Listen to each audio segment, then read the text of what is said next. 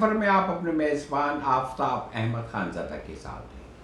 پاکستان کی موجودہ صورتحال اور حالات کو سمجھنے کے لیے ضروری ہے کہ ہم نوم چومسکی کے لکھے گئے مضمون پروپیگنڈا اور دانشوروں کی ذمہ داری کا دوبارہ جائزہ لیتے ہیں۔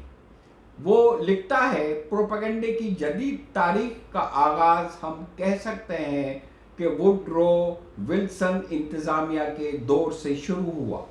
ولسن 1916 میں منتخب امریکی صدر تھے اور ان کی انتخابی مہم کی بنیاد یہ نعرہ تھا، یعنی امن بغیر فتح۔ پہلی جنگ عظیم کے دوران یہ زبردست نعرہ تھا۔ امریکی عوام بہت پرسکون اور مطمئن تھے اور انہیں اس بات کے لیے کوئی وجہ نظر نہیں آتی تھی کہ امریکہ یورپی جنگ میں شریک ہو۔ تاہم ولسن انتظامیہ جنگ میں شمولیت کی خواہشمند تھی اور انہیں اس حوالے سے کچھ کرنا تھا۔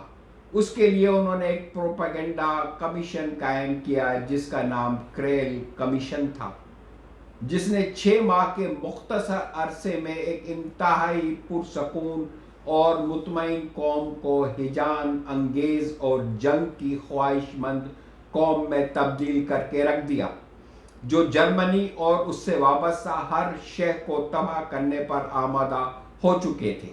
یہ کمیشن کی ایک بہت بڑی کامیابی تھی، جس کے بعد اس کی ذمہ داریوں کو مزید آگے بڑھایا گیا اور جنگ کے بعد اسی کمیشن کے مختلف ہتھکنڈوں کے ذریعے ایک ایسی فضا قائم کی گئی کہ جہاں مزدور تنظیموں کو کامیابی سے ختم کیا گیا اور پھر انہیں بری طرح دبا دیا گیا، اور پھر حریت، صحافت اور سیاسی نظریات کی آزادی کو بھی تباہ کیا گیا، اور اس تمام عمل میں خود میڈیا کا تعاون بھی شامل تھا۔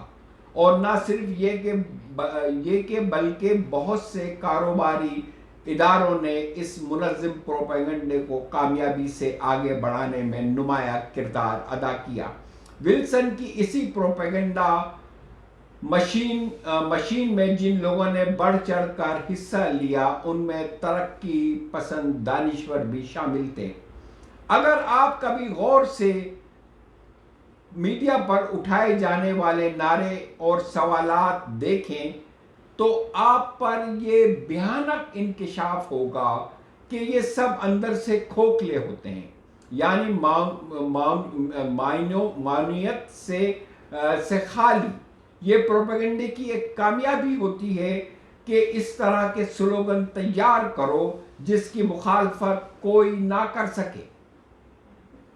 اس سلوگن کے پس پردہ کیا حقائق پوشیدہ اور کیا مسائل وابستہ ہیں، ان کی طرف پھر کسی کا کوئی دھیان نہیں رہتا۔ حکومت جب کوئی پالیسی اپناتی ہے تو پھر وہ یہی بتاتی ہے کہ یہ مفاد عامہ کے لیے بنائی جا رہی ہے، اور پھر عوام سے پوچھا جاتا ہے کہ وہ اس عوامی مفاد پر مبنی پالیسی کے حق میں ہے یا نہیں۔ عوام کو کبھی اس پالیسی سازی کے عمل میں شریک نہیں کیا جاتا اور نہ ہی اس پر مباحث ہوتے ہیں۔ جو لوگ پبلک ریلیشن صنعت سے وابستہ ہیں وہ محض تفریح کی غرض سے اس صنعت میں نہیں آتے، بلکہ اس کے پس پردہ ایک مکمل منصوبہ بندی شامل ہوتی ہے۔ یہ لوگ انتہائی احتیاط سے ایک ایسی مخصوص کلاس تیار کرتے ہیں جو اپنے آقاؤں کے مفاد کی تکمیل میں جٹ جاتی ہے، یعنی وہ لوگ جن کے ہاتھ میں دراصل معاشرے کی بھاگ دوڑ ہوتی ہے۔ اس سارے عمل میں عوام کہاں ہیں؟ عوام کو ہمہ وقت گھروں میں محصور رکھا جاتا ہے، جہاں وہ ٹی وی کے آگے بیٹھے رہتے ہیں اور ان کے ذہنوں پر طرح طرح کے پیغامات کی برسات ہوتی رہتی ہے۔ ان پیغامات میں انہیں بتایا جاتا ہے کہ انہیں فلاں مصنوعات کی ضرورت کیوں ہے، یا انہیں اپنا طرز زندگی امیر اور متوسط طبقے کی مانند بننا چاہیے، وغیرہ وغیرہ۔ اور بس اسی کا نام زندگی ہے۔ یہ تمام عمل اتنے تسلسل سے دہرایا جاتا ہے کہ عوام کو یہ سوچنے کی مہلت ہی نہیں ملتی کہ زندگی اس کے سوا کچھ اور بھی ہو سکتی ہے۔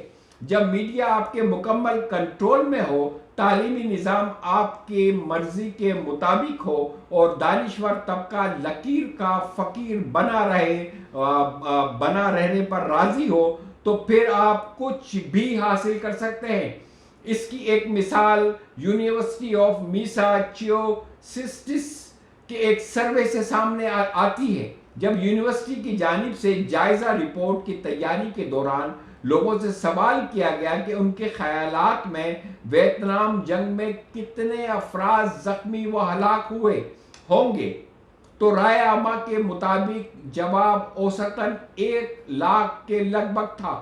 حکومت کی جانب سے 20 لاکھ افراد کی ہلاکت و زخمی ہونے کی رپورٹ تیار کی گئی تھی، جبکہ حقیقت تو یہ ہے کہ یہ تعداد 40 لاکھ کے قریب تھی۔ اسی طرح جب عوام سے یہ سوال کیا گیا کہ ان کے خیال میں دوسری جنگ عظیم میں کتنے یہودی ہولوکاسٹ کی نظر ہوئے ہوں گے، تو اوسطاً جواب 3 لاکھ کا تھا۔ عوام کے سامنے جو حقائق پیش کیے جاتے ہیں ان کا حقیقت سے دور دور کا کوئی واسطہ نہیں ہوتا۔ اصل حقائق جھوٹ کے بار کے ملبے میں دبے کہیں موجود ہوتے ہیں، اور میڈیا اس ملبے میں مستقل اور مسلسل اضافہ کرتا رہتا ہے۔ اگر آپ والٹر کے اس دور کے مضامین کا جائزہ لیں تو آپ کو ان میں ایسے موضوعات نظر آئیں گے جن کا مقصد رائے عامہ کو حکومتی مقاصد کے تحت ہموار کرنا تھا۔ والٹر نے کہا تھا، پروپیگنڈے کی نئی ٹیکنیک اور ذرائع کی مدد سے آپ لوگوں کو ان افعال اور نظریات پر آمادہ کر سکتے ہیں جن کے لیے وہ عام طور پہ تیار نہیں ہوتے، اور آپ عوامی حمایت کو اپنی مرضی کے مطابق تیار کر سکتے ہیں۔ اگر آپ غور سے پاکستان کی صورتحال اور حالات کا جائزہ لیں تو آپ کو فوراً احساس ہو جائے گا کہ پاکستان کا موجودہ کریل کمیشن دن رات اپنے کام میں مصروف ہے۔ روز صبح خوشکن لباسوں میں ملبوس بڑے بڑے حکومتی عہدیدار ٹی وی پر نمودار ہوتے ہیں اور حقائق کے برعکس جھوٹی موٹی من گھڑت کہانیاں سنانے بیٹھ جاتے ہیں۔ آپ کو یہ کہانیاں کچھ مہینوں سے لگاتار اور مسلسل سنائی جا رہی ہیں۔ یہ الگ بات ہے کہ اب سننے والوں کو یہ کہانیاں سن کر شرم آ جاتی ہے، لیکن مجال ہے کہ سنانے والے ذرا سا بھی شرمائیں۔ اصل میں نقل میں بھی عقل کی ضرورت ہوتی ہے۔ بدقسمتی یہ ہے کہ عقل بازار میں بکنے والی چیز نہیں ہے۔ آج عوام کی یہ حالت ہو کے رہ گئی ہے کہ وہ بیچ چوراہے پر اپنے کانوں میں انگلیاں ڈالے بیٹھے رو رہے ہیں، اور ان کے چاروں طرف پاکستان کے کریل کمیشن کے لوگ بڑے بڑے لاؤڈ اسپیکروں کے ذریعے زور زور سے جھوٹ پہ جھوٹ بولے جا رہے ہیں۔